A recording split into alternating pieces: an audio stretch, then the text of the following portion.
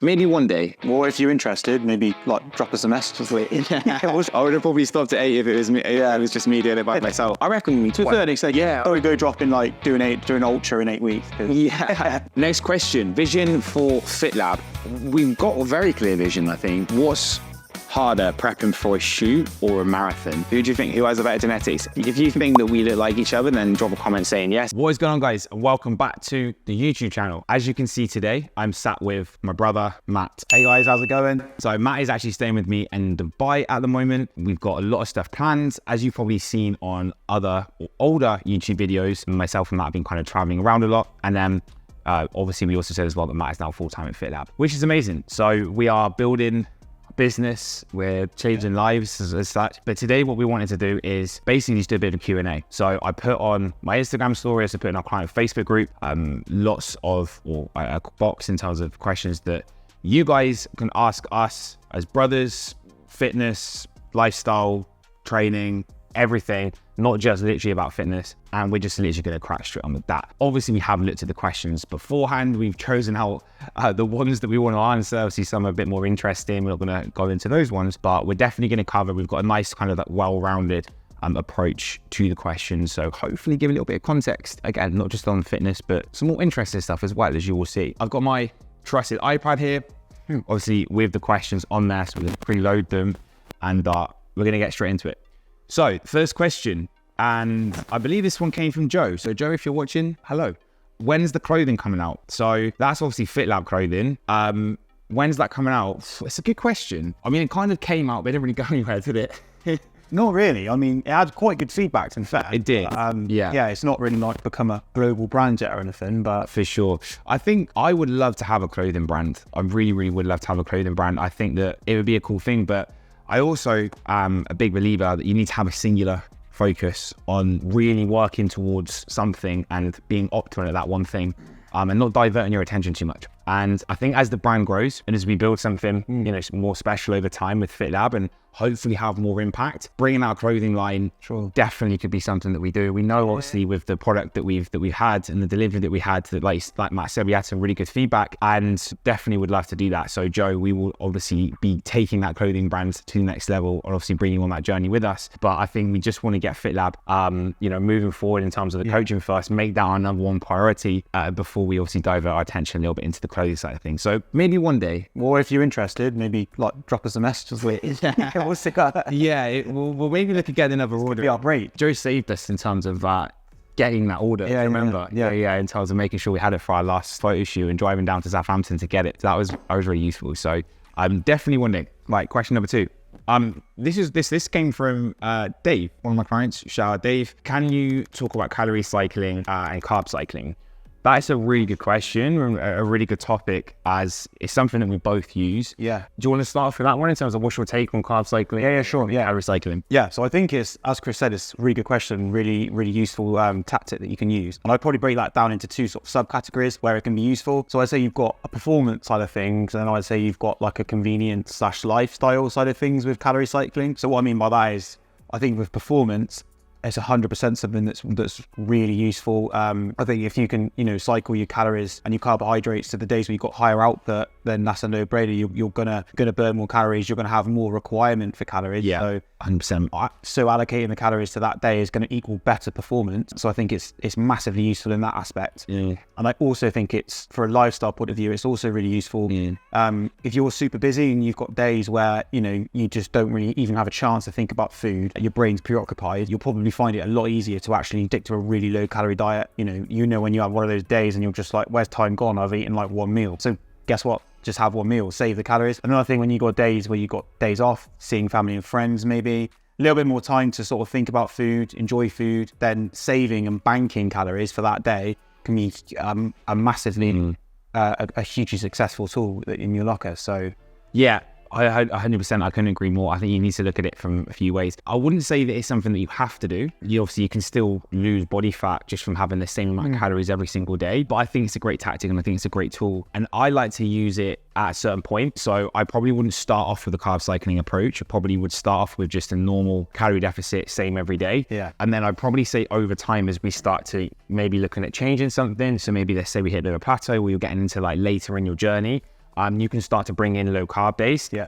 Effectively days where you're not training, so the energy demand is way lower. Exactly. You can keep your body in the lower insulin state again, which is going to be more optimal for fat loss, and you don't need the calories essentially if you're not training, so you can bring your carbs right down. So I think it's very effective, but I wouldn't say it's like gospel. It's not, you don't have to do it to get great results, depending on the lifestyle, the person, the situation. Like Matt says, social life, Yeah. that's when it can have more effect in terms of your carb cycling. So yeah, good question, and hopefully that answers that. Next, this is more of a, I guess, more of a personal question. We kind of touched on this a little bit at the start. Is Matt planning to move to Dubai with you? Yes, he is.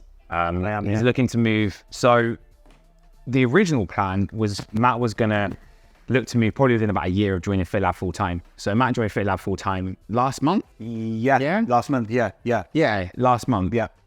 So we were looking at October next year potentially, but you know, we've both been working hard. Things have moved a lot faster, which is fantastic, and we'd like to make that sooner. So we're looking at potentially next April or about Easter time next year, and we're just putting in the plans for that now. So Matt's got a house in Cheltenham, a flat in Cheltenham. Yeah. So obviously he needs to sort that out, and what's he going to do with that? Again, I need to sponsor Matt as well in terms of him being part of FitLab, because that's now registered obviously within Dubai. So then that's something that we need to look at as well. So it's obviously going to take a little bit of time, but as Matt's obviously now building up his clients, you know, having a bigger role within the business, it makes absolute sense. Like the last 2 weeks of Matt being here, like we worked so well, like we got so much done. Yeah, massive. Like this trip, obviously where Matt's been with us, I probably wouldn't say it's been much of a social. Like we've actually been like really smashing out a lot of work. So yeah, we know we work well together. We obviously have been living together. That works really well, and it makes complete sense. Matt loves out here in Dubai. Absolutely. He loves the lifestyle, as do I, and I think it definitely makes sense for the business for Matt to be here. So yeah, he will be moving here probably at some point next year. Sure. Definitely at some point next year, right? Yeah. So that's that one. Oh, this is a good one for you, Matt. So what made you go full time and leave the police? So I think, obviously, you know, it was something that I was working on the side initially. I was sort of making a gradual transition into FitLab, and I think obviously, you know, I started to really enjoy it, get more and more involved with it, as Chris said, to the point where I think I didn't want to feel like I was offering a disservice to people. Like, you know, I want to, anything I go into, I always want to try and do my absolute best, and you know, I wanted to really be able to have an impact on people's lives, and naturally doing that on the side is really difficult, especially with the job I was doing, is really difficult to balance. But I think the main sort of motivation, the main factor was, you know, I've always been into sort of fitness from a young age, really. It's always been a massive passion of mine and something that I sort of practice a lot in my days off and around other jobs. So I guess it's just a no-brainer. You can do it as your job and, you know, do the things that you love. You know, there's that saying, isn't there? If you do something you love, you never work a day in your life. Yeah. So Follow your passion sort of thing. Exactly. Yeah, definitely. 100%. It just made sense. And obviously, you know, being able to obviously work with Chris, my brother, you know, and help him sort of take the business to new levels. It was absolutely just ticked all the boxes, and, you know, something that I 100% I'm glad I did. So do you think you'll miss the police? Like, is there certain aspects of that you'll miss? Yeah, I think naturally it's, you know, it's such a unique job. Like, you just do things that you just don't do in a normal job that you'll never do again doing another job. So there will be certain things I miss, but certainly, like, I think, you know, to balance it all out, this is definitely the better fit for me. So yeah, I think that there's always going to be things you miss about anything. Like, every job's got its pros and its cons, but I guess all round, like I said, this is a better fit for me. So yeah, 100% onwards and upwards. 100%. Can agree more. Next question. This one came from our client Facebook group. Do you ever argue as brothers? We haven't recently. Not really. No, we used to. Like, we used to argue a lot. I can tell you exactly what over. Like, just probably very like standard Arguments, isn't it? Yeah. When you're young. Yeah, I wouldn't say we have had any really bad arguments. I think there's been times where we both like probably really annoyed each other. Yeah. Shouted. We've had like rows and stuff, haven't we? Like, we've never had like a full-on fight. No. Nothing like that. But I think just like brothers do that every now and then. But I think we're very good at understanding 100%. When it's sort of maybe starting to. We're good at understanding as to whether one of us is maybe like a little bit like almost like vulnerable or like in a bit of a bad mood. Yeah. We kind of know when to leave that brother, like, you know, to recognize each other.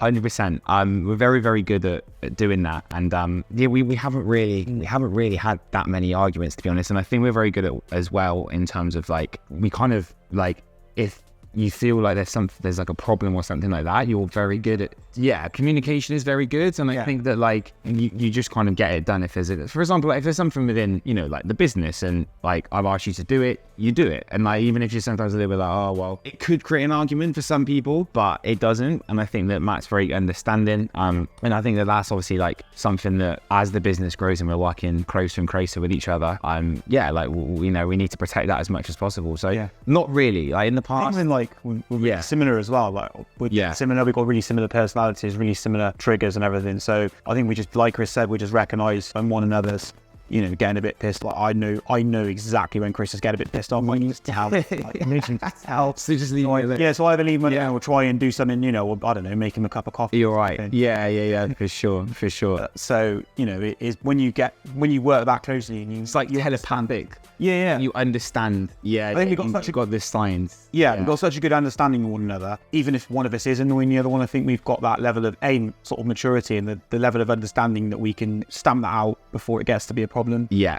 Which is 100% pretty handy when you're running a business. Yeah, exactly. That's it. Like obviously now it's more important than ever. Yeah. I've got no doubt that we will argue over the course of the next 12, 24 months. Yeah. Something will happen. I think that's pretty normal, but I think we're also very good at rectifying that and resolving it if there ever was. I'd like to think there's never really anything too much because I think, like Matt says, we do work very well together. I think if we thought that was going to be an issue with this, we'd never have done this. 100%. Yeah, 100%. I think that hiring or having Matt into FitLab, I think one of my business mentors said to me, either hiring your brother is going to be the absolute best thing you ever do, or it's going to be the worst thing you've ever done with your business. I actually think it's the first one, 100%. I've got no reason at all to think at the moment that it was the latter, but I can understand where he's coming from because obviously if there is a major upset, it's not just the relationship which falls. Essentially it's the business and it's either our careers as well. So it's definitely something to consider, but I don't think we argue that much, which is good. Next question.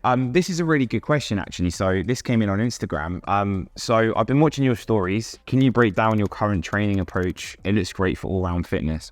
100%, a really good question. And I wouldn't say our training approach is unique, but it's very well balanced, isn't it? Yeah. As of what we both have very similar goals, and we're both massive believers of not just looking good, but really being able to perform well, being really fit, being really athletic, having great cardio ability. Yeah, for sure. And not just being a gym bro, which we've both been guilty of in the past. We just literally smashed weights and not really cared about how we, perform and the kind of engine and stuff. Obviously, Matt's done a marathon, Matt's done a lot of kind of CrossFit stuff in the past as well. He's really into that. And as for me now as well, I'm like to do a lot of my cardio stuff. So let's break it down then in terms of a training split. What does the kind of training split look like for us at the moment? It's pretty much 4 weights, 2 cardio. Pretty much, essentially 2 cardio and then maybe 1 slight sort of active recovery, isn't it? And then I guess trying to sort of hit compound exercises. Majority of our stuff is trying to get the best bang for your buck, and then obviously with the cardio again, just making sure we like to utilize a lot of sort of intervals, don't we? Things like that. 100%. We enjoy that sort of stuff. I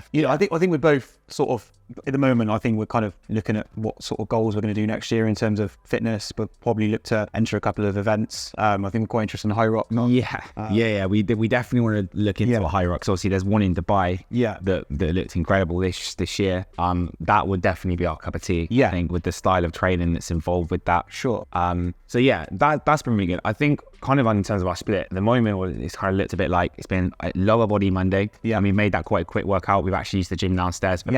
Really efficient workout though. Second day's been upper body. Really high intensity, like really efficient. Second day's been upper body. So obviously we've gone to WellFit. We've done a workout there. Wednesday's been cardio, so we've broken up our weights to a cardio session midweek. They've been brutal. So the last Wednesday, usually a 10x400, isn't it? So yesterday was a 10x400. That was really, really good. That was a really tough workout. But the week before was brutal because we actually went out with 10x300, but in like day heat. It was like 36 degrees, and the humidity was just it was really tough. In fact, I was dead. It was a 10x300, but it was like 2 times 150, which is obviously high. You had to stop on, didn't you? You lost momentum. So brutal workout, really, really tough workout, and it was great that we were doing these workouts together. Was really effective. I remember even maybe like 3 in, I was like, Matt, let's just do 8. Yeah. And Matt was like, no, we're doing 10. Yeah. I was like, I'm glad I just said that. I would have probably stopped at 8 if it was me. If it was just me doing it by myself. So we pushed each other a lot on that workout, and it was brutal. But it's a really good feeling. Like, we love doing the cardio style of things as well. You know, we love moving fast. We both ran sub 20-minute 5Ks. Yeah. We're now looking to, well, I want to get sub 18 minutes. I'm sure you will as well. Yeah. I think you also want to get a sub 40 10K. Yeah. Yeah. Yeah, so we very much enjoy the, not necessarily running, but being fit as well. Yeah. Not just looking good. We want to be fit. And we actually coach that to our clients as well. We really do, like, try and encourage them to not only want to look good, but to be feeling good as well and perform really well. And I think that's really important. And certainly, you can have it all. Like, you genuinely can have it all. I think, like, we like to think that, you know, if someone was to come to us now and be like, present some sort of challenge, or be like, oh, do you want to do this in sort of 6 to 8 week times? We like to think that we've got that core level of fitness that we'd be able to adopt a lot, most with regards to extreme and most sort of athletic event. It's that hard skill mentality. Yeah. You'd be able to take out, if someone came to me now and said, Matt, do you want to do a half marathon in 6 weeks time? I'd be like, yeah, all right, I'm ready for anything. Yeah. Yeah, 100%. I like that. I think that, like, you want to almost be 8 weeks away, 12 weeks away to 12 weeks away from anything. So if, like, someone's like, you need a photo shoot in 8 weeks, I'll be ready for that. Like, I think I'm 7-week prep was my last one. And like Matt said, if it's like, right, we're going to do a marathon. Yeah. I reckon to a certain extent. Yeah. I would go dropping, like, doing ultra in 8 weeks. Cause, but, I mean, like, your general challenges, nothing like. Yeah. Not gonna. I'm pretty confident in David Goggins.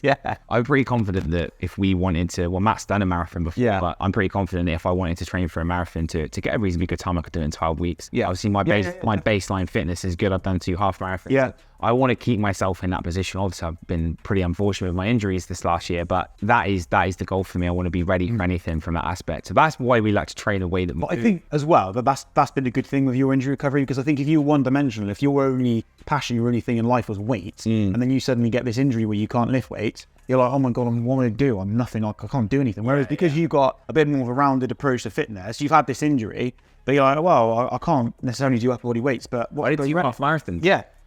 So I didn't even realize that I had done a really serious pec tear. I thought it was, something that was actually more minor. So I ended up doing my first half marathon, which was already planned out, ready to do. And then the second one wasn't too sure about, because I was thinking maybe that time was going to be to get the surgery. Didn't do it. And then I went and did my second one. So like Matt said, it helps give me a focus on doing something like that, which actually, if I was all in on the weights, probably would have felt completely lost. Yeah, exactly. Even though my leg was pretty screwed after the surgery as well, with me taking tendon graft, and my hamstring wasn't ideal, but at the same time, it's definitely helped me a lot. Next question, vision for FitLab. Yeah, I mean, we've got a very clear vision, I think. I think we know exactly with where we want to be, like, especially with obviously Matt coming out here as well. Yeah.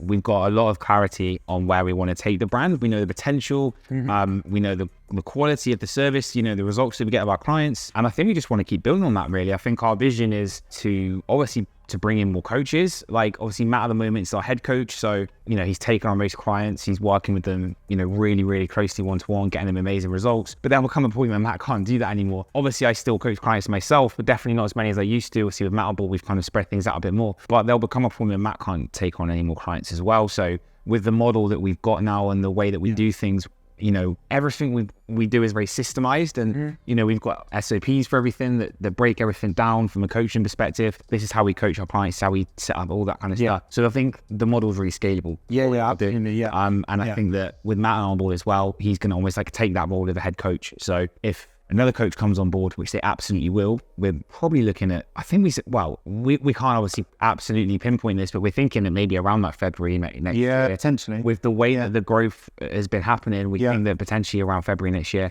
we'd be looking to maybe look to hire another coach on board at FitLab, and then Matt would then be looking to train them up and get them to the standard they need to be. And then literally just so on and so forth.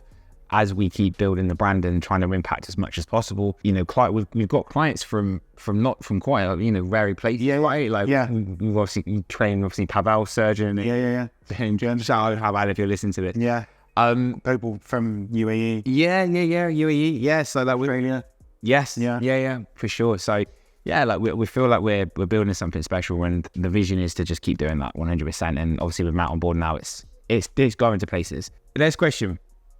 This is a really good one, actually. So this would be someone that clearly has followed Matt's page or my page. Obviously, I've not done a full marathon, but what's harder, prepping for a shoot or a marathon? I mean, I'll give my take on that first. I haven't done a full marathon. Obviously, most of you probably know that. I've done 2 half marathons. I can't say that I know what it's like to do a full because I've only done a half, so I'm not going to, Matt's probably going to give a much better perspective on that. But they are both very hard and they're both very different. My take on this is that obviously, like on the actual day itself, without a doubt, the endurance event's way harder. When you go and do a half marathon, it's really tough. Like it's difficult.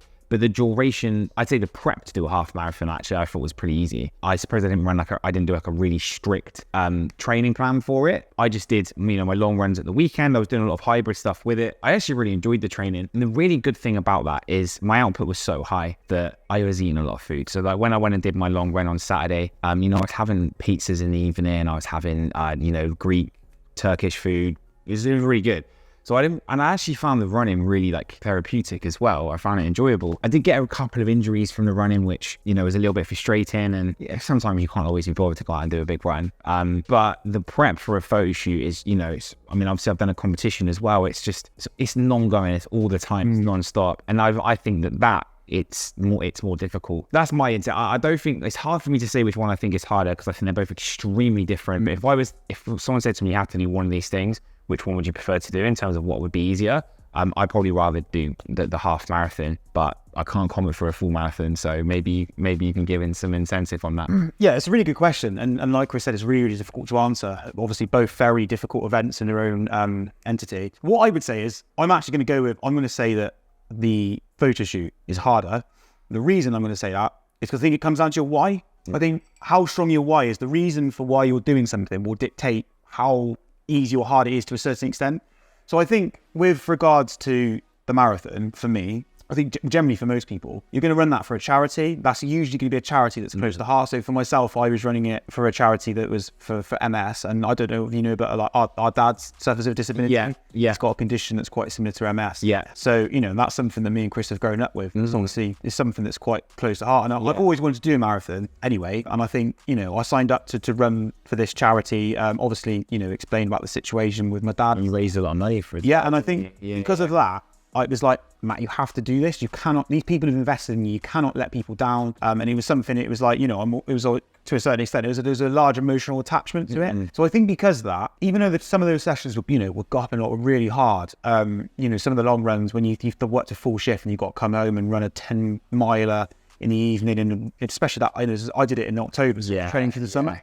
But I had a really strong why, so it was non-negotiable. There was never a time when I didn't do it. There was never a time when I was like, I can't be asked tonight. Whereas I think for a photo shoot, don't get me wrong, I had a strong why. I really wanted to do it. I wanted to push myself. I'd like to challenge myself.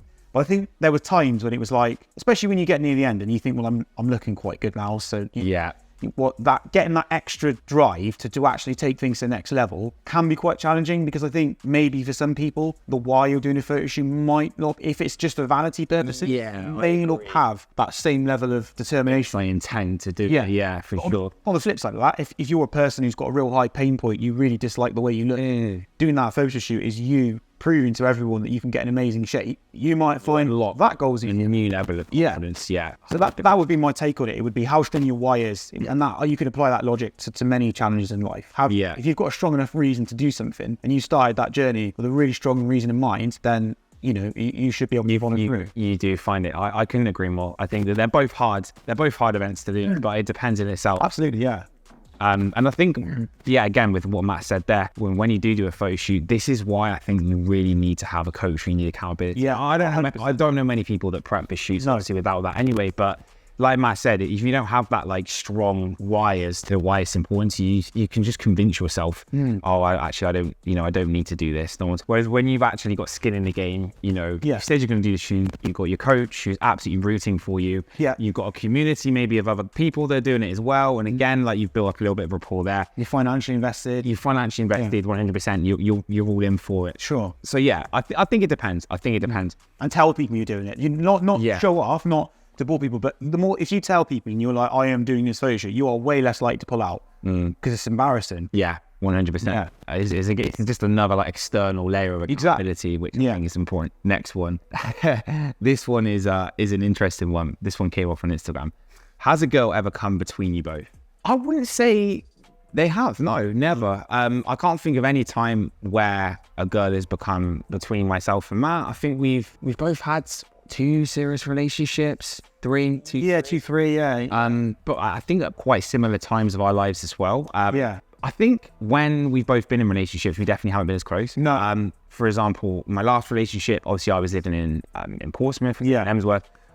Matt was still in Cheltenham. I suppose we just didn't really talk as much. I think we were both, Matt was obviously with his ex, and he was quite busy with her. I suppose like where we had company with living with somebody else, it just didn't really, we didn't really maybe have as much of a close relationship that we've got now. Yeah. I wouldn't say the girls came between us, and there was never like, I don't think, well, I hope your ex did not like me, and obviously my ex did not like you. So it was never like this sort of like someone trying to pull myself and Matt away from each other. I don't think that was ever an issue for us, and touch wood so far. Hopefully in the future that will never happen. I think we're both very loyal. I don't think we'd ever let a girl come between us. No, like 100%. Like if I think if I was to go out with a girl that used to be like, I really don't like Chris or whatever, it would be difficult for me to accept that. To bin them on. Yeah, 100%.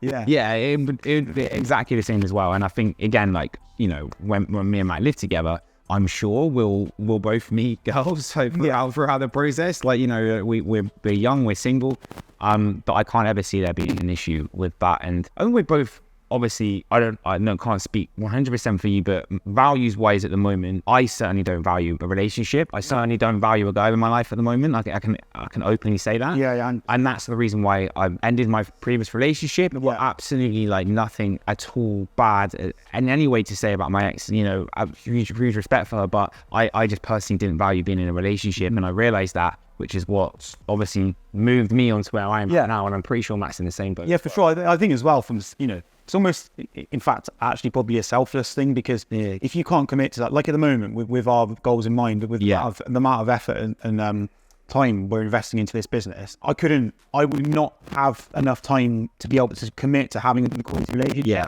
So that would not be fair on the person I live with. So I think from that point of view, particularly at the moment with regards to me, I always try and make it quite clear that perhaps I'm not looking for something serious at the moment, and that you move into some around the place. So then you've got fair to them. Of course, if you haven't got the time to invest in that relationship, then you're not doing them a favour, and you're actually doing more of a selfless thing by ending it, because otherwise it just drags them on. Leading them on. Exactly. Yeah, 100%. Obviously, things could change. You don't know what's around the corner, and we and Matt have got a very good relationship in terms of we're very honest with each other. So if one of us was to meet a girl and we were to really like them, then we'd obviously have that conversation. And at the same time, I don't think they ever come between us, but that would be something that we would look into. Yeah. So no is the answer to that question. Yeah, I don't think we ever have an issue with that one, but never say never. The last question. This is a great one. Who has the better genetics?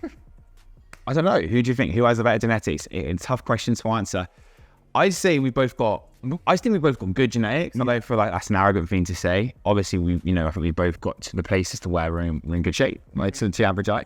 I think we've got different genetics. So I think that Matt builds muscle easier than me. I think that Matt's more of a mesomorph in terms of building muscle. He's always been a bit bigger, I think, a bit broader. Like Matt's like traps are ridiculous. Like his shoulders are better than mine. His chest is definitely better than mine now. Like mine's screwed from obviously having 9 months of not training it. Maybe it'll get back to where it was before. I think I'm more of an ectomorph, so I naturally stay a lot leaner. Like I've just struggled to gain muscle. Like I'm just one of those kids that, or I mean not kids so much anymore, but one of those people that just can pretty much have always been able to eat whatever I wanted to eat, and I've just not gained any body fat really to a certain extent. Yeah. So I've got like a leaner of like genetics from that aspect, but I wouldn't say one of us has got better genetics. I think obviously we've got quite similar genetics. I don't really know if we look like each other or not. Some people have been like, we do, and some say don't. Yeah. I don't know. I can't see it. Maybe like drop a comment below. If you think that we look like each other, then drop a comment saying yes. If we look completely different, then yeah, maybe not so much. But I don't know. Maybe again, you decide who's got the better genetics. Don't know. Anyway, that's our Q&A. that's all of our questions. So hopefully you guys found that useful. As I said, it was a complete mix of everything, not just obviously fitness. We've got, you know, some business stuff in there, some training, and then obviously, you know, some more personal stuff for myself and Matt as well. Hopefully it just gives you a little bit of an insight into ourselves. Obviously Matt as well, being a big part of my life. So yeah, pleasure to thanks for having me on board. have you on, and hopefully you guys enjoyed the video. If you did, please make sure you like the video, hit the little bell notification so you get notified about my future uploads, and obviously make sure you subscribe to the channel as well. And I'm going to catch you next video. Thank you.